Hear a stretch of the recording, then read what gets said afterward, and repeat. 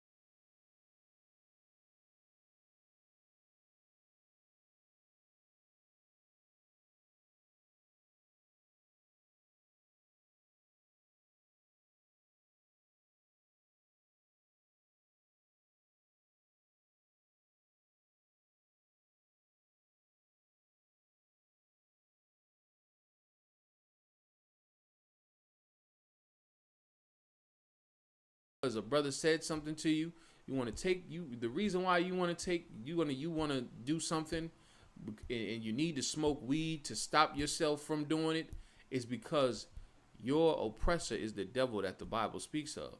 You understand? So this is the solution. If you keep smoking the weed, you'll keep escaping reality. And reality is that you need to solve the problem. You understand? And when you smoke the weed, you don't solve the problem. You know what I mean? You accept it. You accept defeat every time you smoke weed. You know what I mean? If you're smoking it to, stop yourself from doing anything, you know what I mean? What needs to be done is that you need to find a solution to whatever the problem is. You know what I mean? So this is what I'm going to tell you. The solution to the problem is the oppressor. When you take the oppressor out of the equation, now you don't have to go to child support court anymore. Now you don't have to worry about being posted up by the D-boys. You understand? Now you don't have to worry about being in poverty. You know what I mean? When you take the oppressor out of the equation, you know what I mean? That's the problem. He's the problem. You understand? And those traitors, those Christian preachers that align themselves with him, they're the problem also. You know what I mean? Find the solution to the problem, and you can put down the weed. You know what I mean? And you know what's going to solve the problem? The Lord is going to solve the problem. If you can understand that. He's going to solve the problem. I'm not telling anyone to go out there and go pick up no gun and go, blast TD Jakes in the face. I'm not telling you go out there and take all the money out of Creflo's pocket and hand out turkeys in the hood. That's not what I'm saying. You understand? I'm not telling nobody to take out the police officer while he's chilling in his cruiser with his partner, plotting on who he is about to devour in the hood. That's not what I'm saying to do. The only thing I'm saying to do is understand that the oppressor is the devil that the Bible speaks of. And the reason why you're frustrated, the reason why you're upset and you want to kill somebody, and you must smoke that weed in order to not do it, you know what I mean, is because your oppressor is the devil. So if you can stop him, if you can take out the devil, you know what I mean, well, then you don't got to be frustrated no more. You don't have to be upset and angered and want to kill everybody under the sun. You know what I mean? And then when you don't want to do that, then you won't have to smoke no more weed. The weed will just, and how you do that? But I'm going to just tell you, though, the way you do that, the Lord is going to solve the problem. And he won't solve the problem unless you stop smoking the weed first. You understand? So you got to stop smoking the weed. I understand as to why we smoking it. You understand? I do. You know what I mean? But if you want to solve the problem and you don't want to get high all the time because of all the problems that you have, you know what I mean? Put down the blunt and watch the Lord do his thing. All right? That's all I'll say on that note. The Lord will absolutely do his thing. You know what I mean? He will solve the problem, being the devil that is. All right? Seek righteousness. That's right. Seek righteousness. You know what I mean? We've been,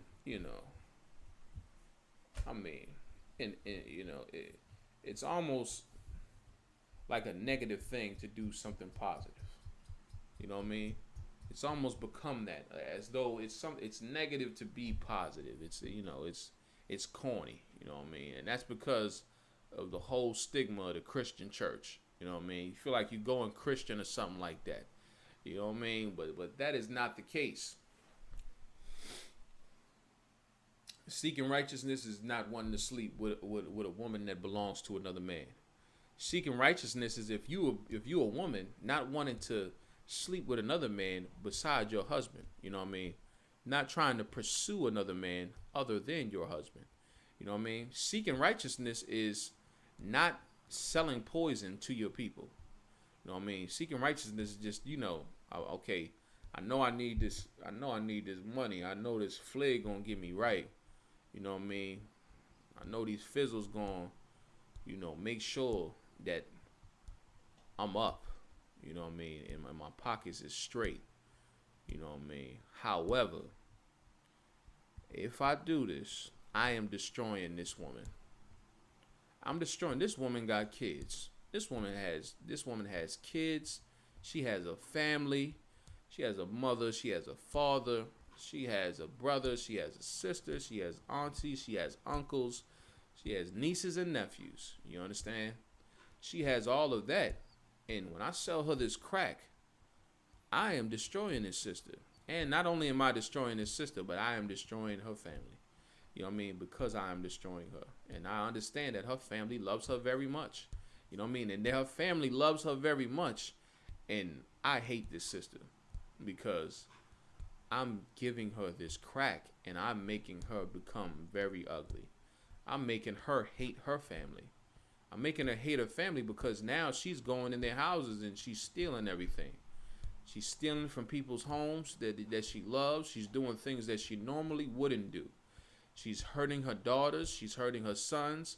When she ends up, in jail every night, she's doing things for $1 that she wouldn't normally do. You know what I mean? And she's shaming her whole family. And I'm responsible for this when I sell this woman this crack. You understand? I'm responsible for that. You know what I mean? And this isn't a righteous thing to do. This isn't a good thing to do. I know this isn't good because, I just gave her, she was just 30 pounds heavier last week. You know what I mean? She was 30 pounds heavier last week. I'm seeing her this week. The broad is anorexic. Something is wrong here. This is not a good thing that I'm doing to her. Yeah, she's doing it to herself to a certain extent, but I can tell she's lost herself. She is not all the way there. I am there. I understand that this is the wrong thing to do. I should get this sister some help. That's the righteous thing to do. I should get her some help. I should stop selling her this crack. She's made me so rich and wealthy and what have you. God dang, I should at least just help the broad out and help her get up off the crack for a second. Seek righteousness. You know what I mean? All right. Seek meekness. You know what I mean? You have to humble yourself in order to be able to think. And it's a certain level or way that you'll think about things in a certain light. But in order to think about them in that light, you can't be arrogant. You know what I mean? You can't be, cocky about what you're doing or anything like that. You can't think that, even the realest, most toughest cats understand that it's cool and it's fun and it's terrific and you should do that. You know what I mean? You're not going to seek righteousness because your mentality is twisted. You know what I mean? Why would you seek righteousness? Why would you want to stop selling crack when you think selling crack is the most coolest thing to do in the earth? You know what I mean? When you think selling crack makes you the man, you know what I mean? You think it makes you a boss and what have you. You know what I mean? When you think that, listen, F them. I don't give a dang about nobody but me and my money. You know what I mean? When you think and you being arrogant about it, you'll never be able to say this is the wrong thing to do. I shouldn't be selling this crack to this brother. Look at this brother, man. You know what I mean? He's telling me all these stories about how his family doesn't want him to be on crack.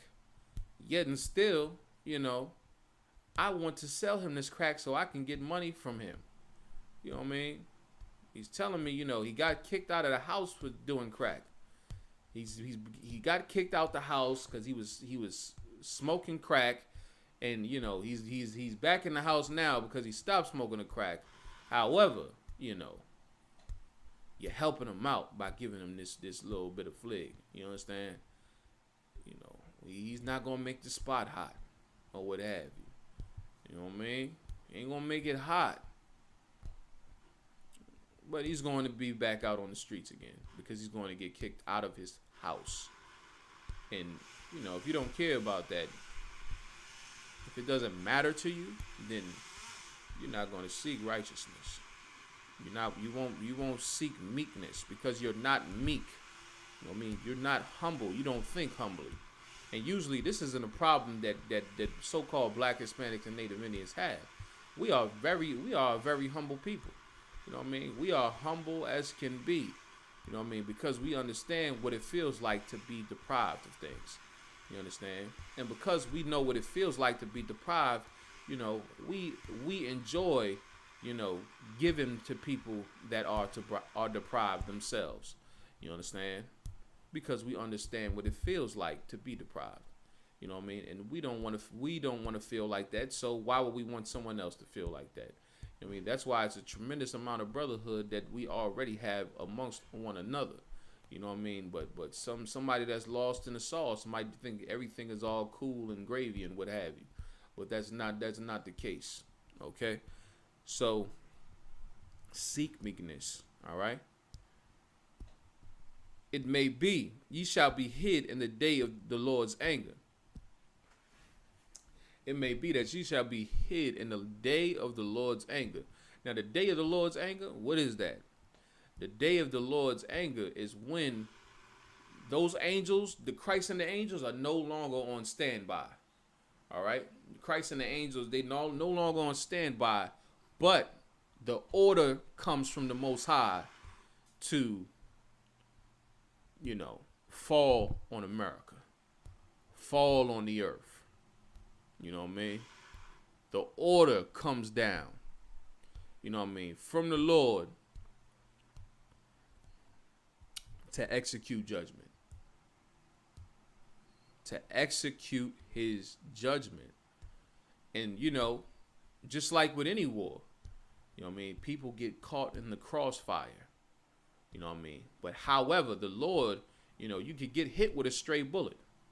You can get hit with a stray bullet. Two cats is at war with each other, and they shooting at each other, shooting at one another. Boom, boom, boom, boom, boom. You know what I mean? Every shot ain't going on the target. You know what I mean? So you might hit the glass window behind them. You might hit the concrete and might fly and ricochet and hit something else or what have you. You might hit up a car door. You might shoot a bullet through somebody's window. You know what I mean? You might shoot through somebody's door, just shoot through the goddamn walls of their house. You know what I mean? Because you missed the target. You know what I mean? Well, it's going to be an exchange of artillery. You know what I mean? Artillery is going to be exchanged. They will not touch the Lord, however. You know what I mean? Or the angels. But you can get caught in the crossfire. You know what I mean? Because this earth is going to be destroyed by Christ and the angels. When the Most High gives those death orders, when he gives the order, when the sword come out the Lord's mouth, you know what I mean? And he say, fall on them, it's over. You know what I mean? Get out the way. You know what I mean? But you won't be able to get out the way because that's how tremendous the onslaught from Christ and the angels is going to be. That's how tremendous the onslaught from the army of the Most High, the army for so-called blacks, Hispanics, and Native Indians is going to be. You understand? So it says, bear with me 1 second. It may be you shall be hid in the day of the Lord's anger. That's the day of the Lord's anger. That when the Lord is showing you his anger, that's the day that he is showing you his anger when he does that. You know what I mean? When he sent Christ and the angels to come destroy this earth that we are on. When you see them chariots fill up the sky, you know what I mean? They show it in all the movies, the Independence Day, the Avengers, and all of that. You got the motherboard ships, you got the little break-off joints and all of that.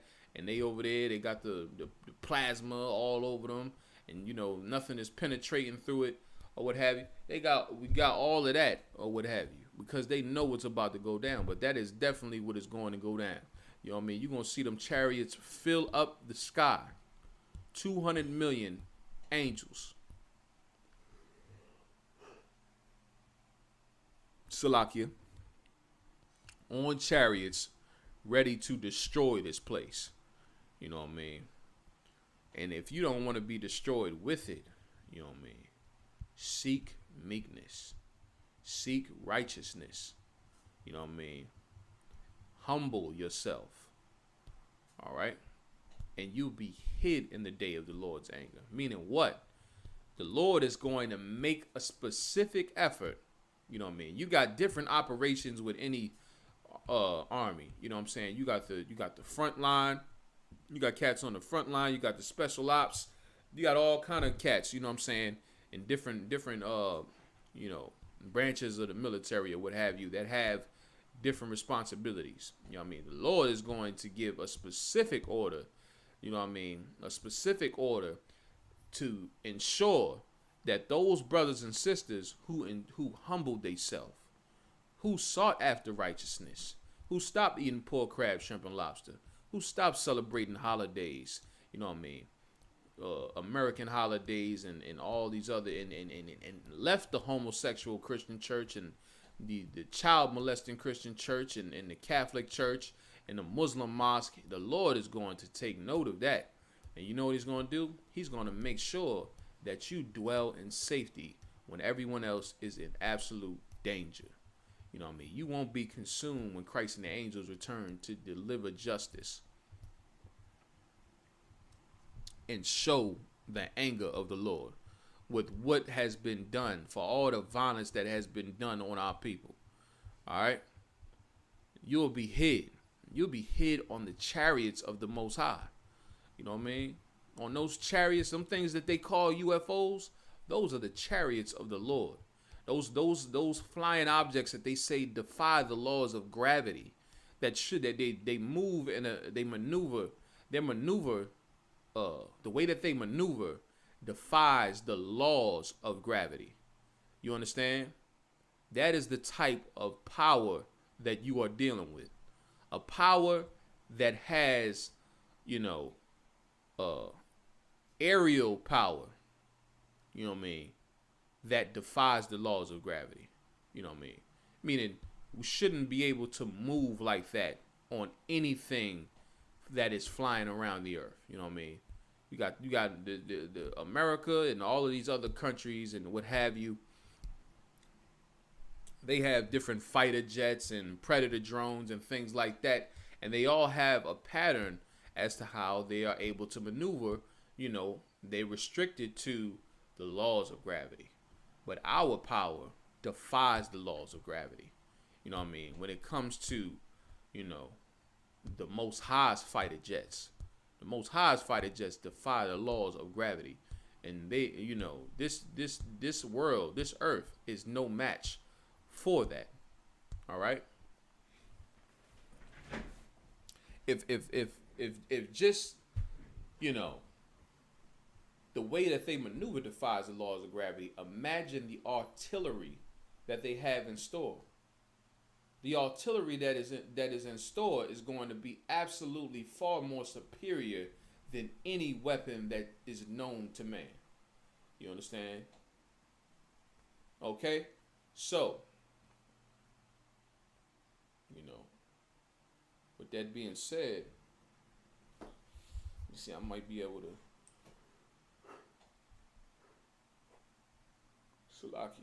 sneak one more of them things up in there, alright? I might be able to slide one more of them things up in there. Y'all just bear with me 1 second. Okay.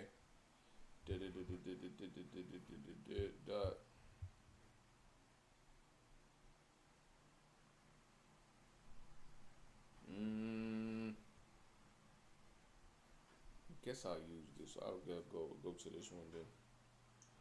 You know what I mean? Just because we right up on the time or what have you.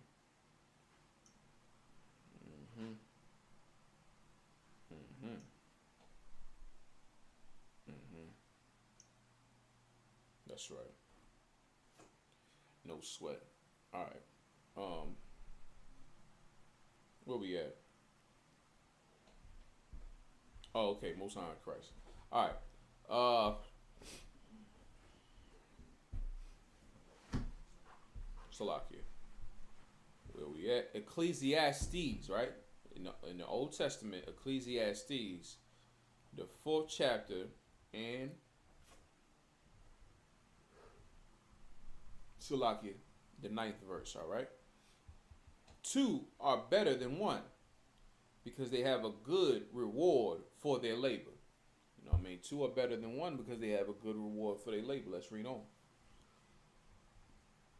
For if they fall, the one will lift up his fellow. But woe to him that is alone when he falleth, for he hath not another to help him up. You know what I mean? Just think like you was going to war. You know what I mean? You going to war, you might got a brother that suffers a gunshot wound. You know what I mean? The brother suffer a gunshot wound, and you know it incapacitates him. All right, meaning he's unable to move. All right, he's still alive. However, he's unable to move. You know what I mean? If he's there by himself, he has no one to move for him. All right, he might have to phone in on an ambulance or something like that and try to get somebody to come through to him. Lord allow he hasn't lost enough, blood that it's a DOA. You know what I mean? That he's pronounced dead on arrival. You know what I mean? However, you got a brother. The brother, he gets shot in the leg or something like that, and now he's unable to walk because he gets shot in the leg. You know what I mean? If he's there by himself, you know what I mean? It says, woe unto him, meaning what? Death or destruction. He might die or, he's just going to be destroyed for that. You know what I mean? He might die, you know what I mean, because he's unable to move and get to the hospital or what have you. But if he's there and he's fighting with another brother and, they going to war and the brother gets shot in the leg and he can't walk no more and his brother helps him out. He helps him to the car. You know what I mean? He bring him to the car and slide him to the emergency room. And now he brings him in there, and everything is solid now. You know what I mean? That's the benefit of brotherhood. You know what I mean? That's the benefit of brotherhood. You know what I mean? Where at the end of the day, this is all stressing one point, however. You know what I mean? It's stressing one point, but let's read on.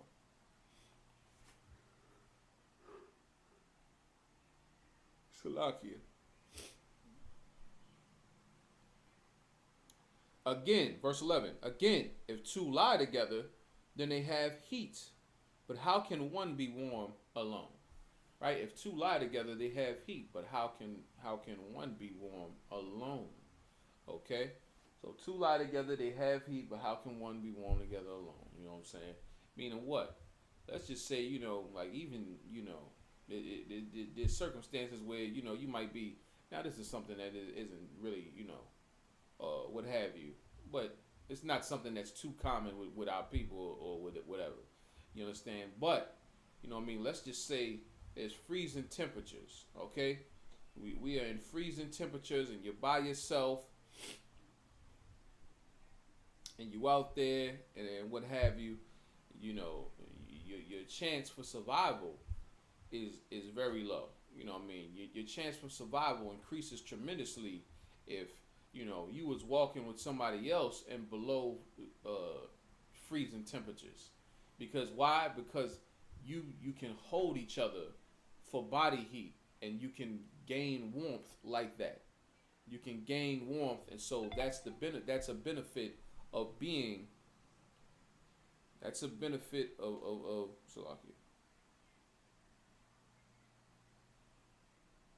Salakia. That's the benefit of having someone else with you when it's cold. Okay? Let's read on.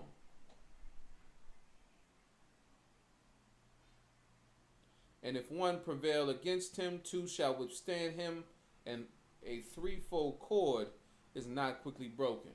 Let's just say, you was probably, you was at the bus station somewhere or something like that, and you got these cats, they rolling on you deep because they trying to jump you. You know what I mean? You okay, you might be able to hold it down or whatever, or what have you. You know what I'm saying? Let's say you don't have a thing on you or nothing like that, and they ain't got the thing on them. or nothing like that. They just coming to box you out. You know what I mean? And you gonna have to box them out. Okay, no sweat. You might be the Tasmanian devil. All right, you might be the Tasmanian devil, and your hands is crazy like that. But however, your chance will increase if you wasn't standing at that bus stop alone. You know what I mean? You there with another brother. Now two cats roll on you deep. You know what I mean? All right, no sweat. I mean, now three cats roll on you deep, but now you got another brother standing there with you that's gonna fight with you, that's gonna stand with you and fight with you till it's over. All right. And a threefold cord is not quickly broken. What is a threefold cord? A threefold cord is a braid. Well, imagine braiding, something together. It's not easily. You're not easily going to break that. And you might break one easily. You might snap that thing off real easy. But whenever you braid something, it reinforces it. You know what I mean? It makes it more. It makes it stronger.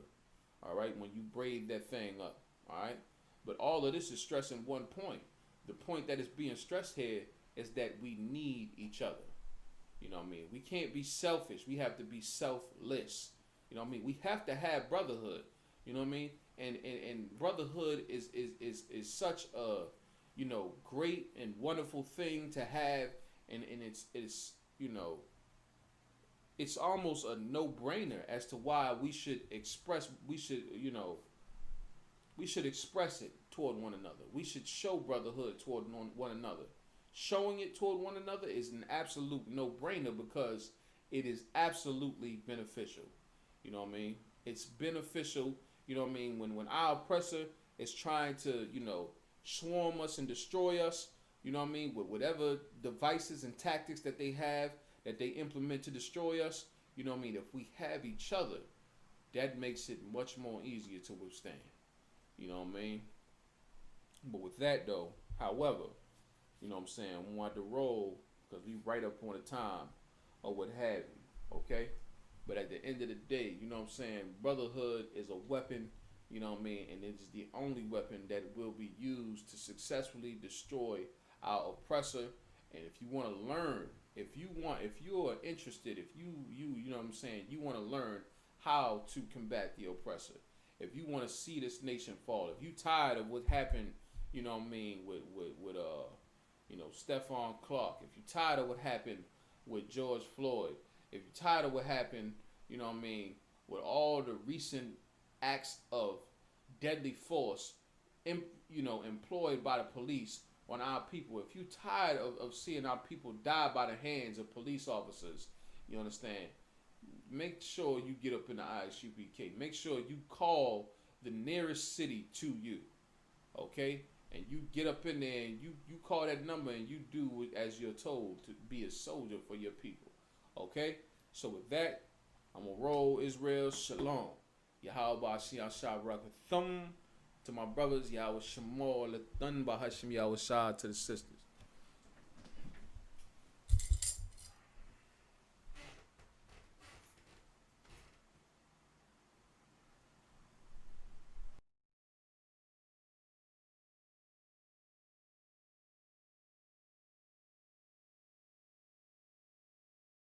My name is Raymond Two Hawks Watson, and as I mentioned, I am CEO and founder of the Providence Cultural Equity Initiative, which is one of the lead sponsors on the 7th Annual New England Native American Culture Week. Before I go any further, I do want to take a moment to acknowledge the sponsors of the week, and we'll start with our fantastic sponsor for tonight's evening, this evening's event, the Center for the Study of Slavery and Justice here at Brown University, and of course, Dr. Tony Bowes is right over in the corner there, so thank him very much for his hospitality and hosting us here. Roger Williams University School of Continuing Studies has been a sponsor, as well as Rhode Island College, the Rhode Island State Council for the Arts, National Park Service for the powwow we'll be doing, and I'm going to touch base on some of the events that have been taking place this week as well. Eastern Medicine Singers, and Chief Darrell Black Eagle Jameson is here as well. He's the head of the Eastern Medicine Singers Drum. Very supportive since we've started. Basically, all of the individuals who, in their individual capacities, come out to support and raise awareness about New England Native American culture, because we found that it doesn't necessarily get the attention or awareness raised about it that other Indian cultures in North America and beyond get. So we really started this 7 years ago in a conversation between Jen Giroux from Rhode Island College and myself about the interest in just raising more awareness about the cultures that were specific to this area.